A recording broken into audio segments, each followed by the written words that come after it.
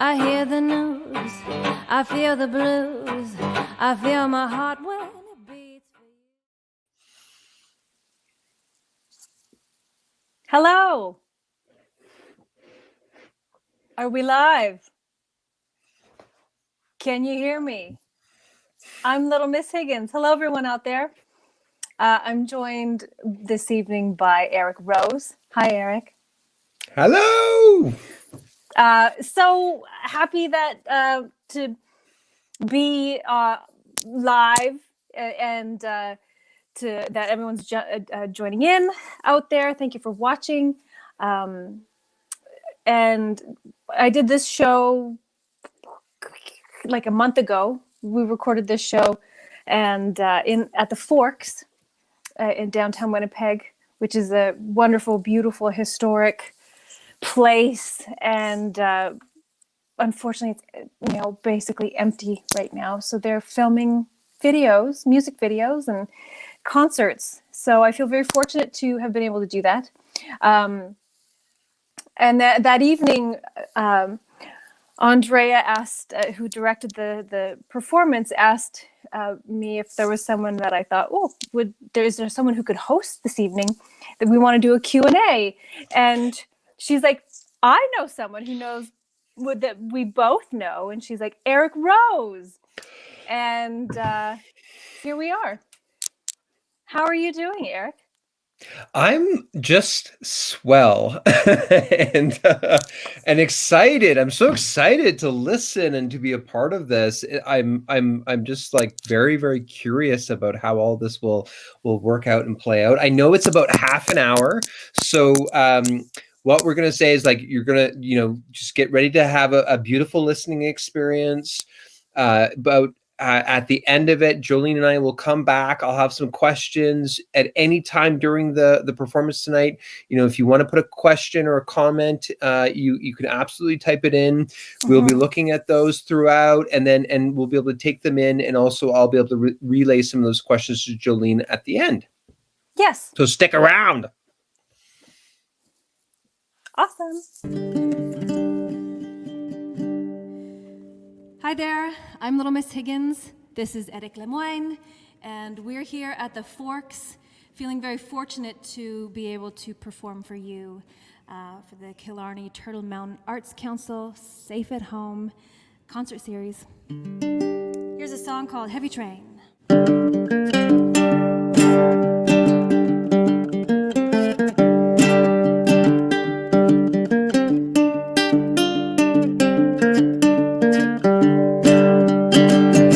That's a heavy train, shakes my window pane. As the hours roll on, I'm losing time, I can't sleep tonight. I'm in a field looking around, a teepee rings like an old ghost town. How those stones intrigue my mind, I can't sleep tonight. That's a heavy train, shakes my window pane. As the hours roll on, I'm losing time, I can't sleep tonight.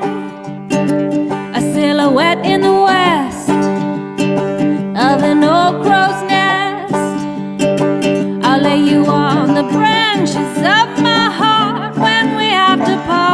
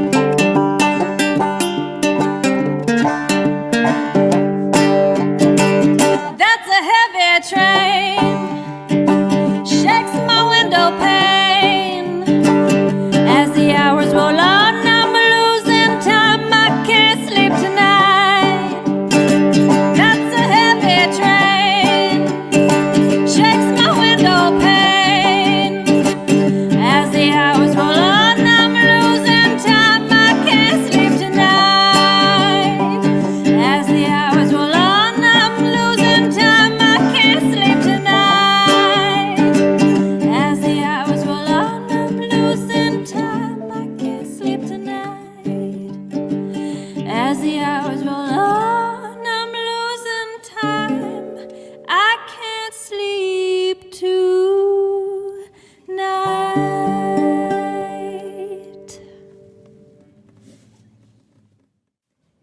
Let's do a little Restless Heart now. A 1, 2, 3, 4.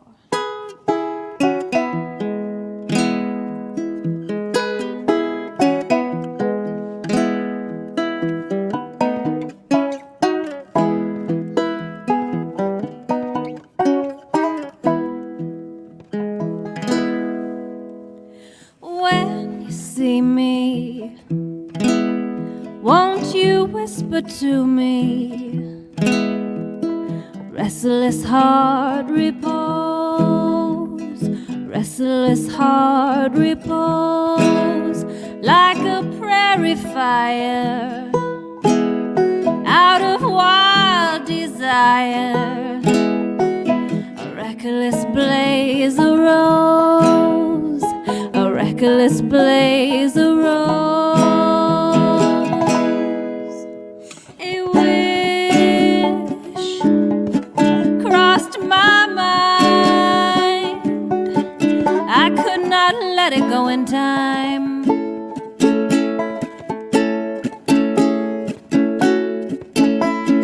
Why must I feel this way inside? Oh, restless heart, when you see me, won't you whisper to me? Restless heart repose, restless heart repose.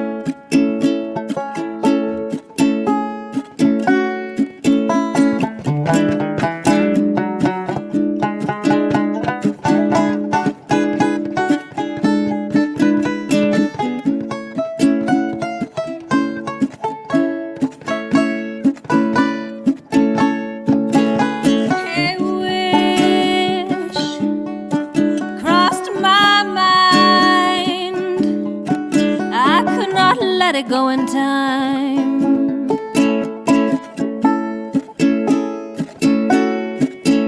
Oh, why must I feel this way inside? Oh, restless heart, when you see me, won't you whisper to me? Restless heart repose, restless heart repose, restless heart repose.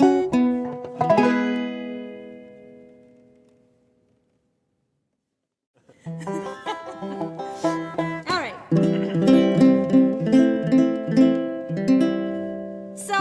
Those first two songs and this one were from an album called Bison Ranch Recording Sessions, which I recorded with Eric and a group that he plays with called The F-Holes.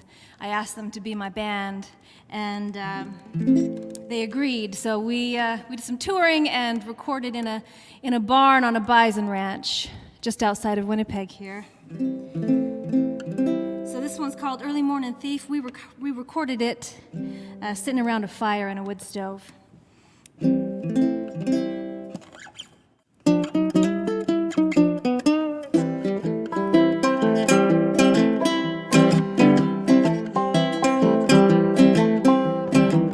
Light breaks through my window. An early morning thief come to steal my dreams away from me, or stealing away. I just wanna dream all through the day. day. I know I got so many things to do, but I delay as the sunny day speeds on by. Well, it's speeding on by. Let me sleep, let me dream, oh my, oh my. Let me sleep now.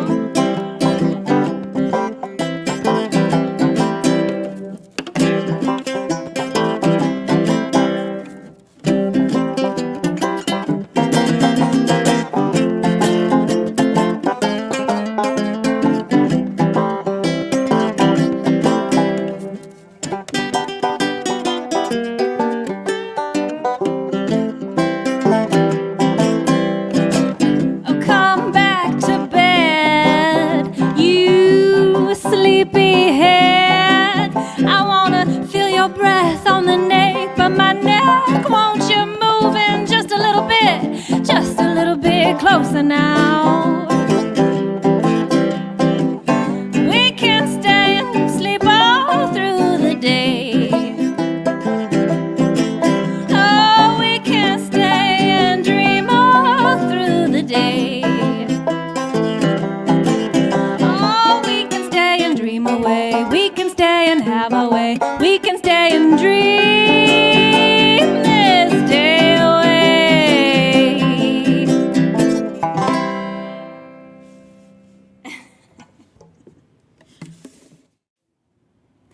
So I grew up down in the States, and don't worry, I was born in Alberta, born in Canada, and when I came back, my family came back to Alberta when I was a teenager, and my exposure to Indigenous and Métis people was quite limited where I grew up, and yet then when I moved to Saskatchewan and then eventually Manitoba, that changed for me, and I'm very grateful for that, as well as the consciousness that's going around with all of that, and awareness and truth and reconciliation. So there's been a lot more writers and artists that are coming out and sharing knowledge and truth. And so a few years ago, when I was still living in Saskatchewan, I was reading a book someone gave me called Louis Riel, a comic strip biography. So it's a graphic novel, and it's written by Chester Brown, and it's a wonderful explanation of Louis Riel and the resistance. So one day when I was reading this book, I paused in reflection and looked outside, and it was snowing, these giant snowflakes that were just falling like feathers to the ground. And so I started writing this song called Snowin' Today, a lament for Louis Riel.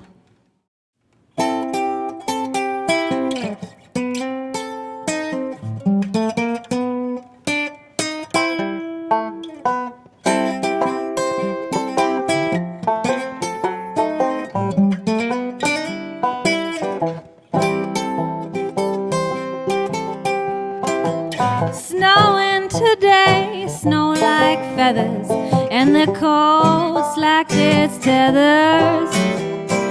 Visions of past through the warped vintage glass. Take my cares away with the weather. Might be a good day for running away. Might be the day to choose to stay. It might be the day to just carry on. Walk through the window like a looking glass. Take the Carlton Trail, send a telegraph. It might not be long before we're all gone.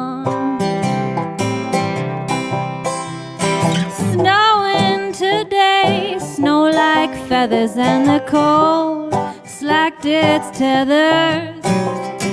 Visions of past through the warped vintage glass take my cares away with the weather. The Touchwood Hills, right over there, there was a war, or so it was declared, over the hills, across the plains. A Red River cart built by the Métis, pulled by an ox, only 2 wheels. I dreamt I drove in the North Fur Trade.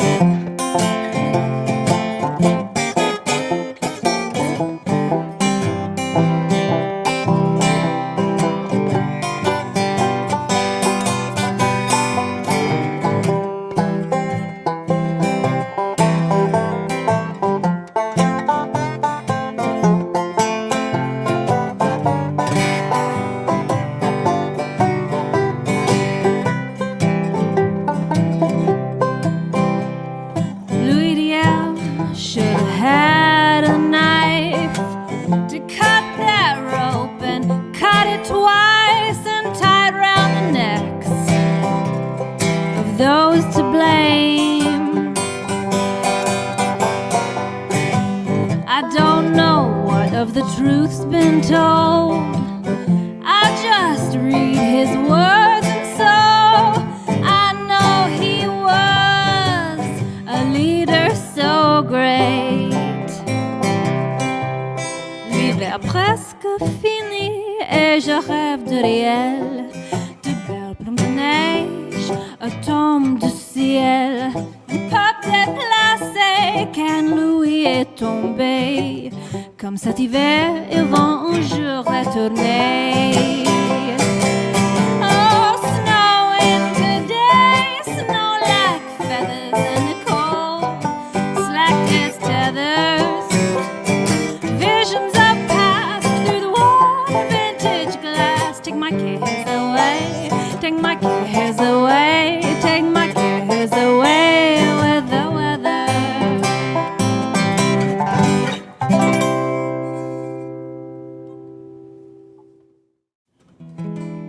Here's one more from the Fire Waltz. It's sung by a French can-can dancer. It's called No One Way to Live.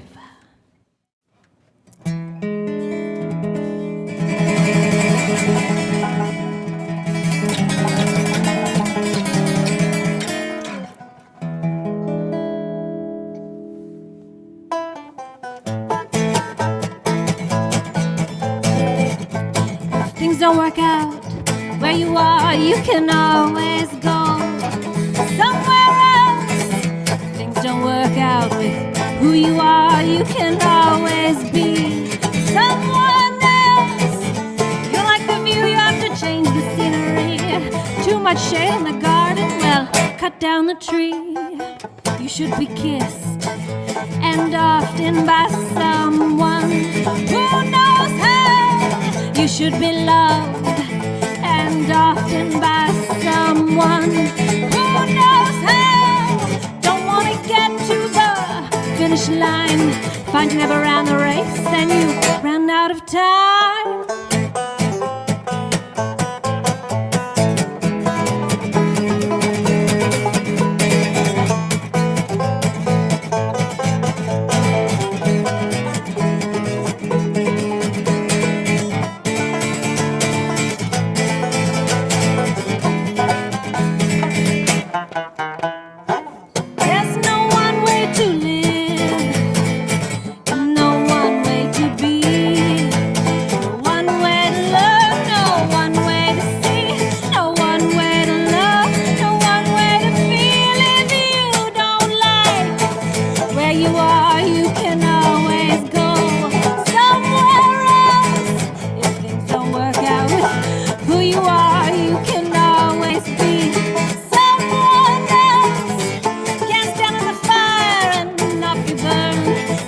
fall in love and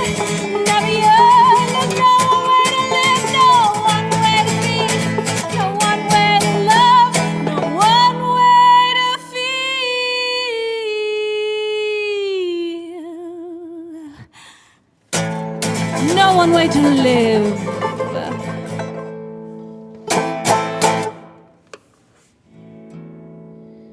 So these next two songs are from a show called the Fire Waltz, which I co-created with Krista Meaner and Eric Rose, both out of Calgary. And I have this story. It's a family story of mine. My great-grandmother, who grew up on Jersey Island in the English Channel. And she married a man named Francois. And this was during the First World War, and Francois went to fight. And while he was gone, she left. And her family was in Alberta, so she left with their two children, two little girls, and came to Canada. And I've always been so inspired by this story. And we wrote a story based on just the oral history and photos and a journal, a travel journal that my family has. And actually the front cover of the journal says 3 days on a page, 6 pence. And so we're like, well, we have to use that. And so this section of the story is her journey across Canada on the train, on the immigrant train, called the Galloping Goose. And I'm actually, I know you can't see it from where you're watching, but I'm looking at a picture of immigrant people beside a train, probably down here at the Forks. This was a place, Winnipeg was where all the immigrants heading west stopped. And there were immigrant halls in this area, and everyone had to stop and stay here until they figured out where they were headed. So yeah, so this one is called 3 Days on a Page.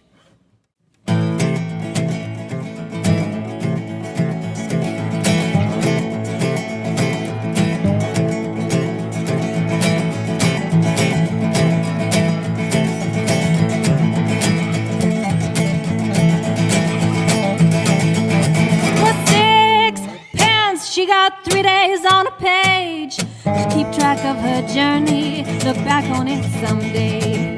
Landed in St. John, New Brunswick, Canada.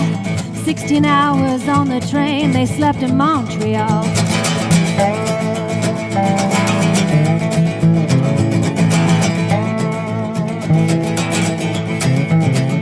Through Ontario, across the Shield to Winnipeg. A drunk man did not shut up all along that leg. The girls were frightened, the girls were cold. The man made a pass, grabbed her ass, and Eva had to explode.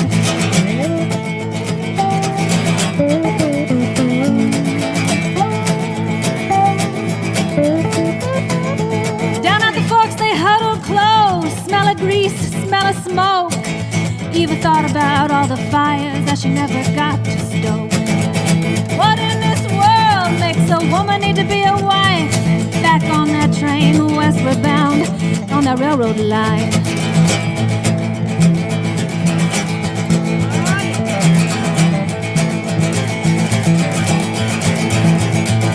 Oh, Moose Jaw, what a name for a place. She'd never seen so much sky and so much open space. On the stretch to Lethbridge, she saw piles of bones. She asked a woman what happened to all the herds of buffalo. She told Eva they were all dead. She said who did it too.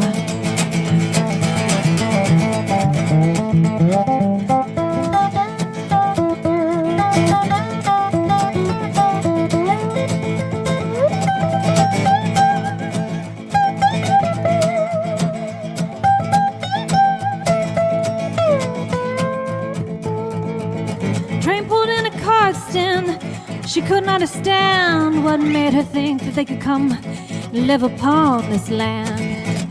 Always riding waves of uncertainty, but in the arms of love and comfort they were soon to be.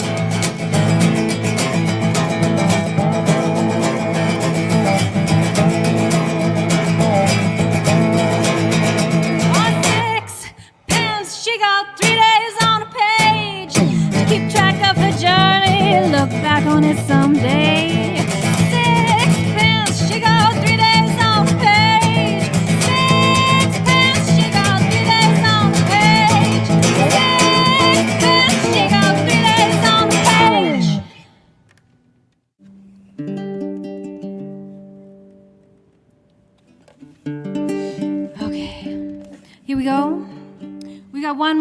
song for you this evening. Thank you for viewing and watching and supporting these live concerts. Thank you to everyone here this evening making it happen. Thank you to the Killarney Turtle Mountain Arts Council. I'm Little Miss Higgins. This is my partner, my cohabitation partner, Eric Lemoyne. We live together. We sleep in the same bed most of the time. And yeah, this one's called Drawn to You.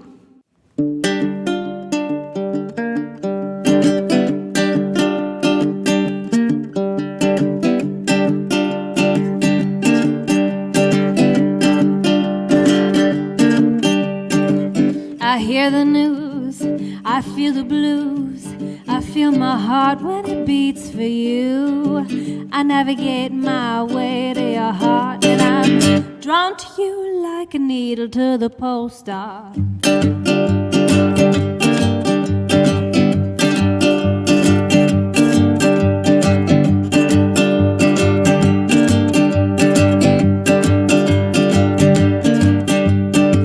I'm a voyager of solitude, but I sail my ship to the sea of you, and I navigate my way to your arms, and I'm drawn to you like a needle to the pole star.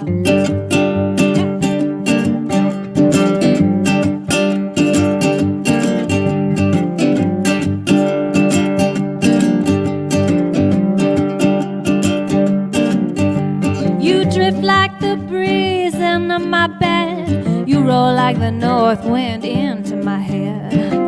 We navigate our way in the dark, and I'm drawn to you like a needle to the pole star. Yeah.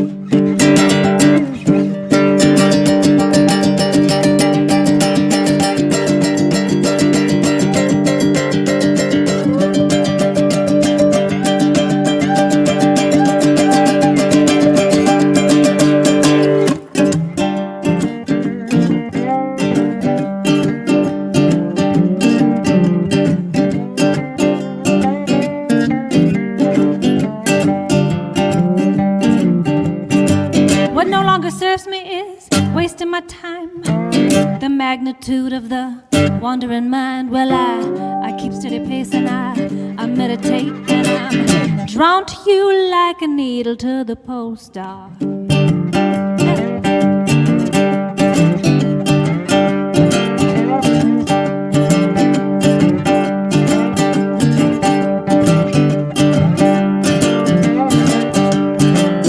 Drawn to you like a needle to the pole star.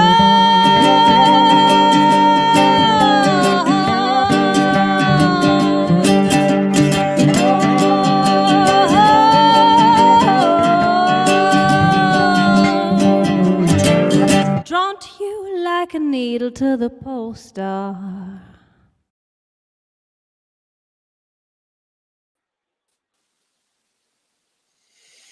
Wow. So beautiful. So good. So good. Wow.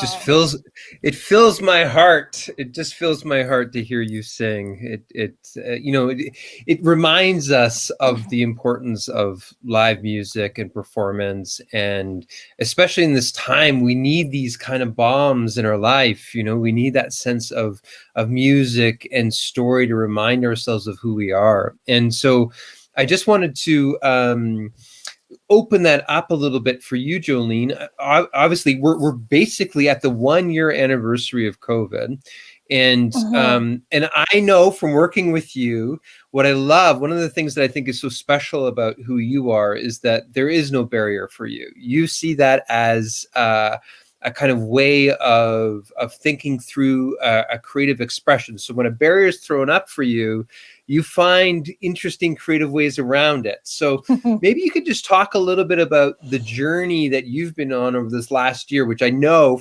is quite a big journey for you. Yeah, well, it's funny.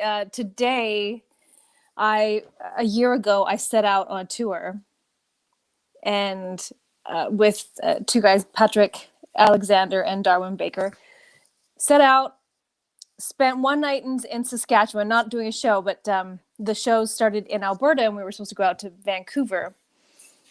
And we did one show in Twin Butte. I woke up the next morning, half the gigs were canceled, and there was an avalanche. So we couldn't even get to our next gig physically. And so I just said, okay, boys, we're going home. And on our way home, we're stopping at the Moose Jaw Spa. So that's opportunity. Well, good. That's the way to spend. Yeah, absolutely. Yeah. So that was like, that was the beginning of the pandemic for me.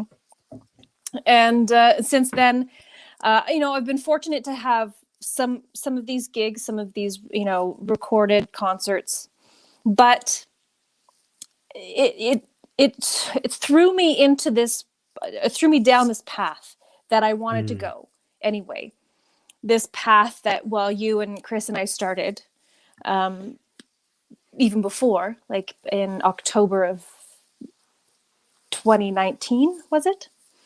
We started writing the Fire Waltz show, and so the pandemic just pushed us farther in that direction. Well, it was supposed to be a theater show, and it's like, that's not going to happen.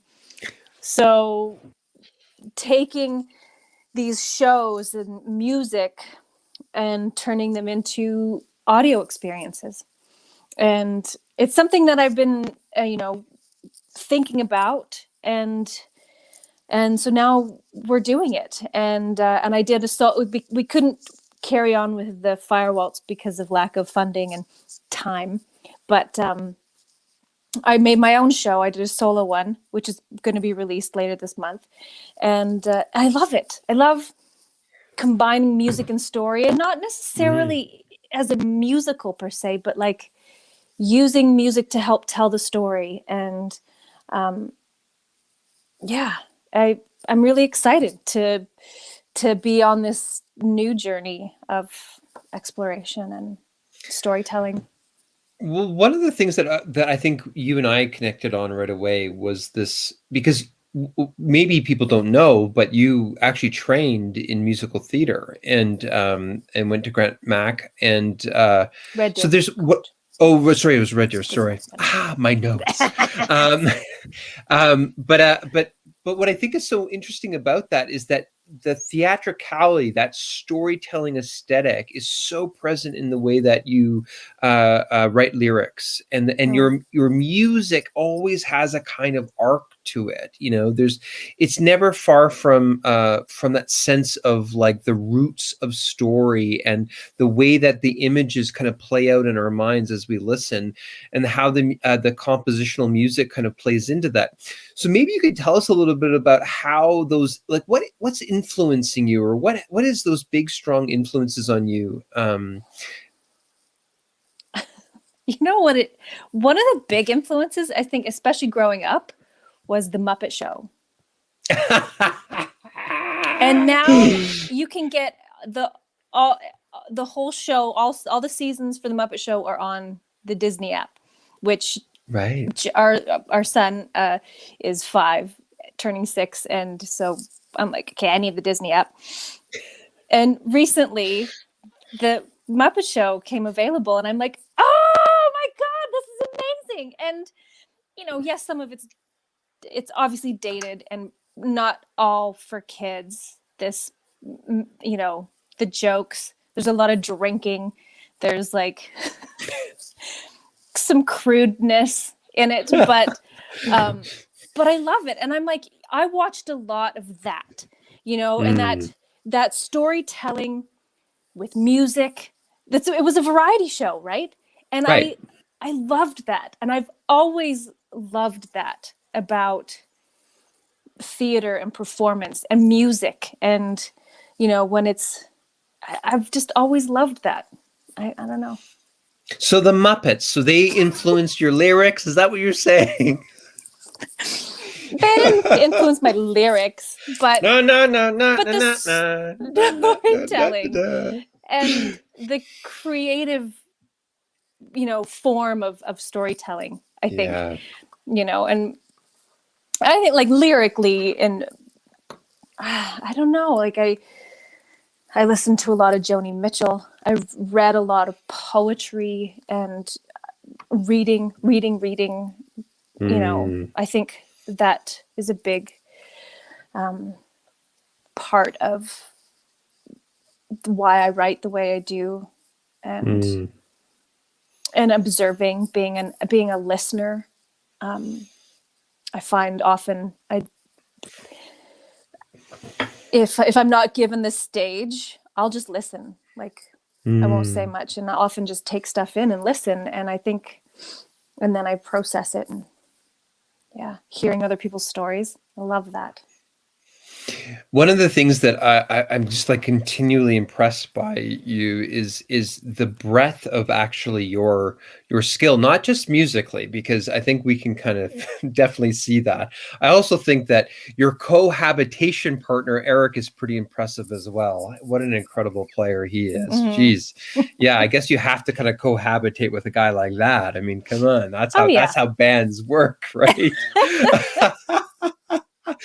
But one of the things that I was like in getting to work with you and know you and become friends was that I was like, wait a second, so you're sewing and tanning leather? Wait a second, so you are making everything with sourdough? Wait a second, like you have a massive garden? Wait a second, like, and you've done all the cover art on your albums, which is also incredibly impressive. You're a beautiful visual artist as well, like. So does this just come naturally to you? Just like, okay, I'll just pick up a hide and start to tan things? Or how do these things kind of come out? How do you start that process of discovering that kind of artistic sensibility in all these different ways? Well, I think I love the do-it-yourself mentality. And I always have.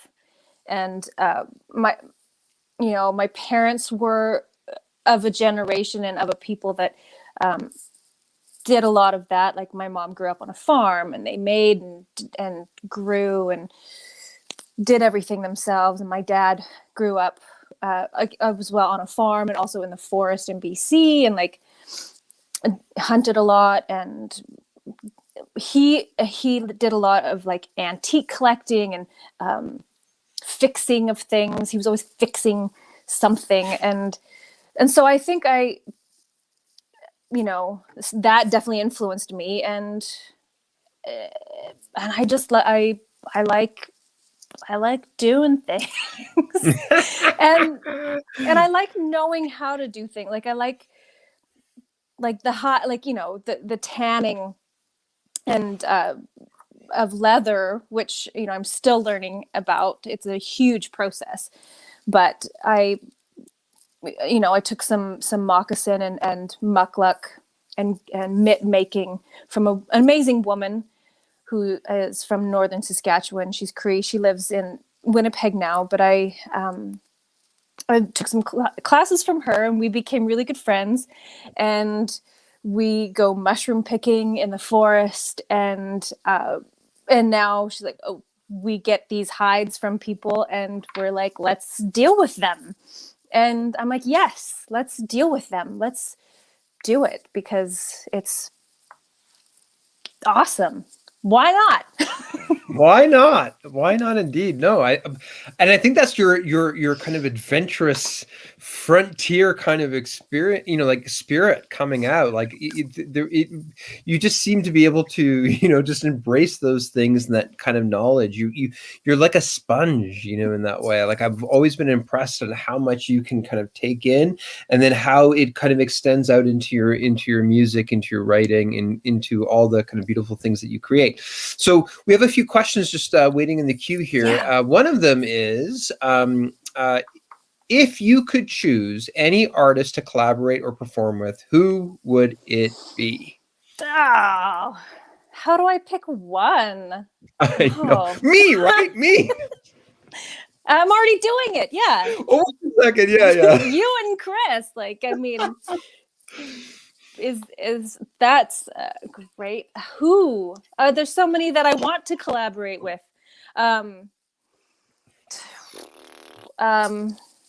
Gosh, I don't know.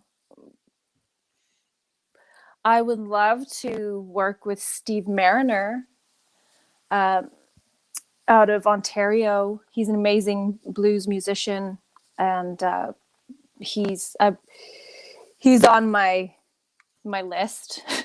I have a list. Your bucket list. Okay, here we go.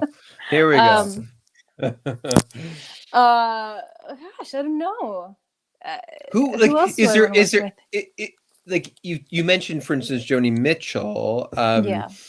Are there kind of iconic people that you kind of go, oh yeah, they're like they're the people you go to, kind of to listen to when you need to kind of ground yourself or come back to kind of who you are?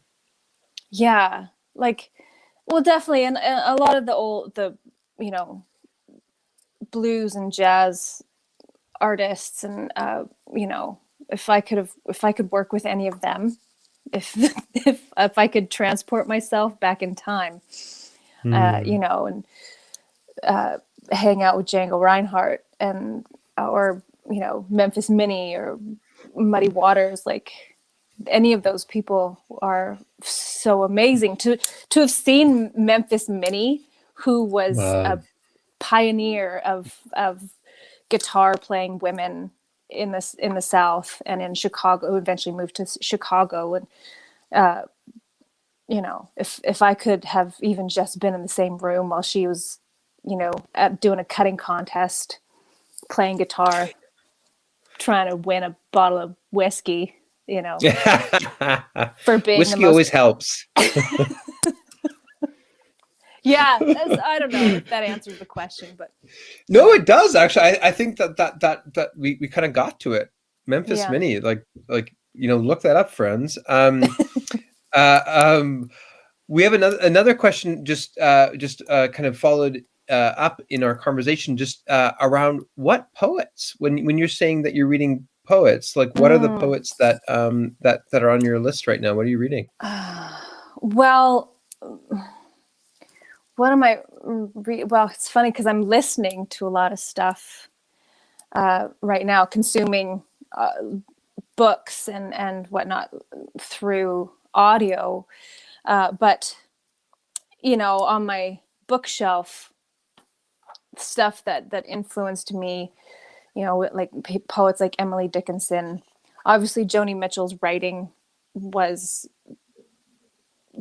big, like a huge influence for me. She was, Memphis Minnie was a great songwriter as well, but in terms of lyrics, I feel like Joni really broke through in a different way that nobody else was writing like her, or and some people have tried, but she wrote in such a different, groundbreaking way, like expressing herself in such a different way, being like laying it all out, like just opening her heart up and being like, this is me, and this is like what I'm going to say about it.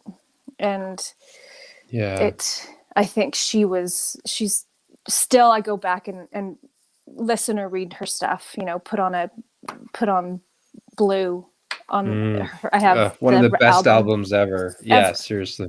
Yeah, really. Well, and sometimes it's interesting. Like just recently, I'm sure some people have watched the kind of Bob Dylan documentary on, I think it's Netflix, but it's just interesting to like tease some of that stuff out, because really, like Joni Mitchell in relationship to that time as a woman, I mean, it's not even more amazing to me that she was able to deal with the level of misogyny that was present in the industry, but also that she's been able to maintain that incredible center, like that place of just like a rock. I mean, what an output, And sometimes I feel like, man, if she was a man, like she would have went fucking to the moon. Sorry, didn't mean to swear there. But it just kind of gets me angry sometimes that we've seen that like in that time period that like Joan Baez, etc., like kind of like sidelined a little bit. They're as prolific as a Bob Dylan, but yet didn't get the same kind of exposure and celebration and recognition. Do you feel that it has changed now that here we are in 2021? You're a very like what I've always just been amazed. You're such a person who can make things happen. You've led bands. You've had this incredible a way of being able to gather people around your music. And so, how is that? Do you feel like the industry's changing? Do you feel like it's evolving in some way or another? I do. I feel fortunate. I've been able to do it independently, which is probably partly my personality. I could have moved to Toronto or Vancouver or LA, but I chose to move to Saskatchewan to make my music career happen. But it worked for me in a sense that I could still, live in a weird little, not weird, but just like in a little town in Saskatchewan and have a huge garden and a little old house, and I can fly to Toronto to do shows, and it worked for me, and I was able to do it, and partly technology helped, and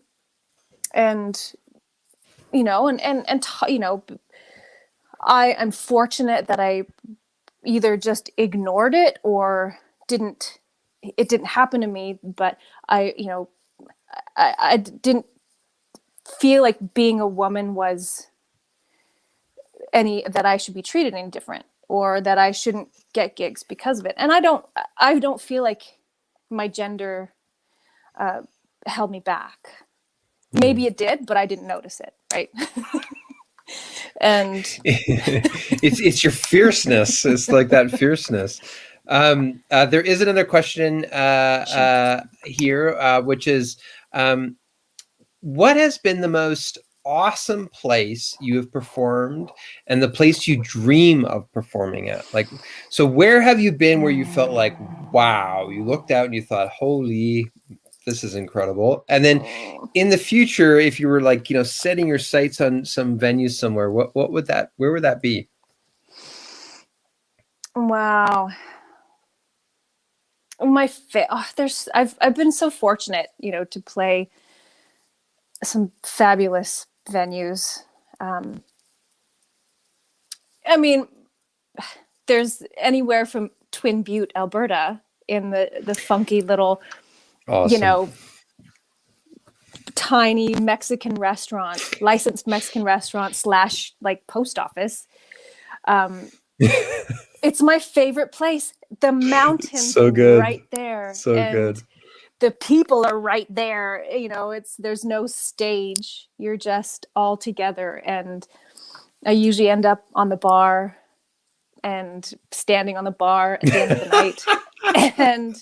And the people are amazing. And so, I mean, that's one of my favorite places. But I mean, honestly, I was also just in the Burton Cummings Theater doing a show for the Winnipeg Folk Fest, a recorded concert like this.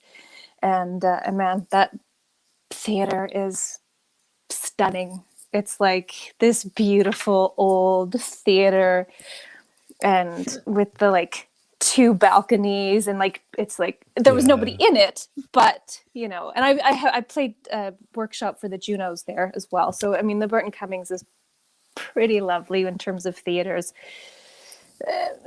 Yeah, I don't know. There's so many, but there's 2 of them. Oh, and then in terms of like where a dream place to play, there's like some cave in Colorado. Oh, yeah. Yeah, I think that would be pretty. Is it Colorado? Somewhere down in the States, there's like a cave that's a music venue, and I really want to play that. I want to play in a cave. I think that'd be great. Okay, well, if that works out, like, just let me know, because I'm coming. I'm coming for sure. Jolene, we won't keep you any longer. What an incredible performance. Eric is such a gift as well. Thank you. Thank you for your spirit and for the music that you create and what you add to the Canadian landscape and to the landscape of the Winnipeg area. You're just such a passionate, incredible voice in our community. And I just so appreciate what you're doing and how you've continued on. So thank you.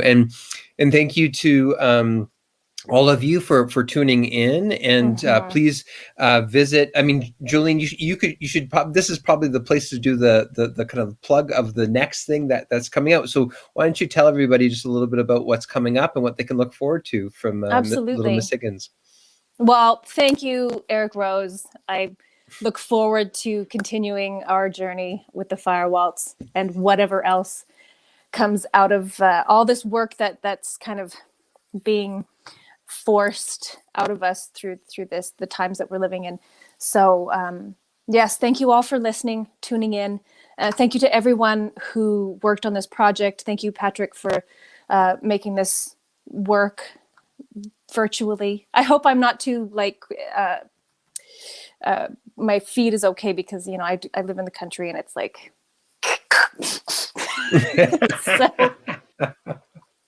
but yes, thank you. I have a podcast coming out at the end of this month, March 28th, called My Heart is a Train. You can find it through my website, and it'll be online. And thank you to everyone for tuning in. Thank you.